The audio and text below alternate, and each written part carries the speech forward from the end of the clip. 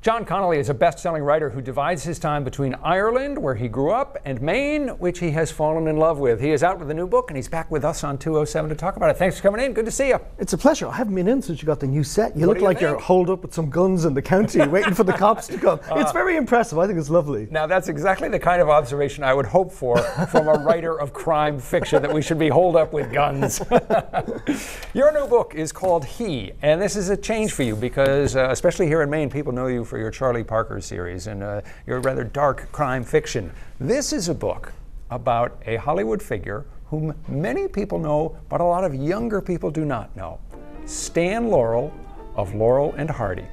When you were a kid growing up, were you seeing Laurel and Hardy movies on television in Ireland? They were omnipresent. They were a huge part of my childhood, as much as they were for a certain generation of Americans. You know, if there was a hole in the schedule, they'd put in a Laurel and Hardy short. If the racing was cancelled by the BBC, they'd stick on Laurel and Hardy. If you got up in the morning on your vacation, they were on. Do you know that my wife will be home at noon? Say, what do you think I am, Cinderella? If I had any sense, I'd walk out on you. Well, it's a good thing you haven't any sense. It certainly is. So I had a huge affection for them, much more than Chaplin or Keaton, and I think it was partly to do with that friendship and loyalty between them. Kids latch onto that very quickly. You know, like if your kids have watched Monsters, Inc., that's Laurel and Hardy. Laurel and Hardy with a template for that. Why did you want to write, I mean, you easily could have written a straight nonfiction account of Stan Laurel, and it's not a new area, books have been written about him before, but you wanted to do an imaginized version. You wanted to take this story into fiction and give it a retelling. Why that approach?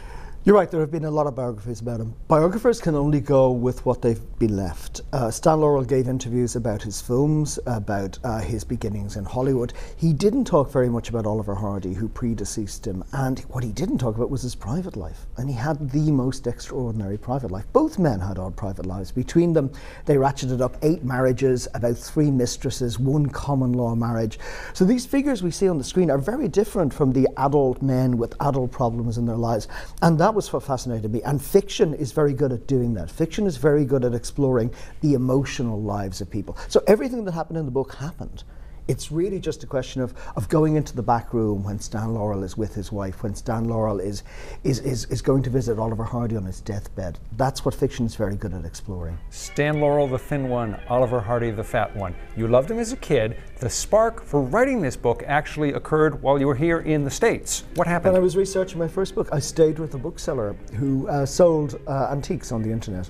And I said to him, is there anything you wouldn't sell? And he said, no, I'm very unsentimental. But he said, the only thing I regret losing is a derby hat that Stan Laurel gave to me. And I had a kind of step back moment, because for me, they were black and white characters. They seemed to belong to a very distant time. And yet Stan Laurel only died in 1965, 3 years before I was born. And I wondered what he had been doing, because they stopped making films in the 50s. And Oliver Hardy predeceased him by 8 years. And essentially what he did was live in a little apartment in Santa Monica. He left his name in the telephone directory so you could call him and go and visit. People to call him, right? He enjoyed that. He loved it. He loved that he hadn't been forgotten.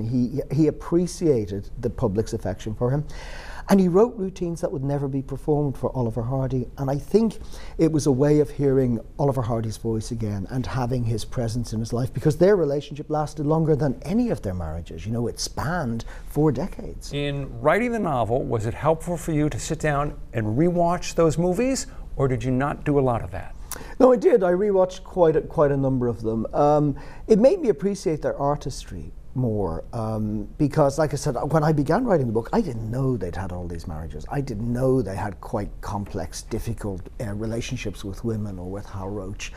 And suddenly you look at these films in a slightly different light. Some of them are very clever and refer back to incidents in their private lives. And it's often very interesting when one of them was getting divorced, the other one would also be getting divorced. When a mistress would turn up from the past for one of them, a mistress would turn up from the past from the other. It's like their lives became intertwined, and the films in some ways become a reflection of this.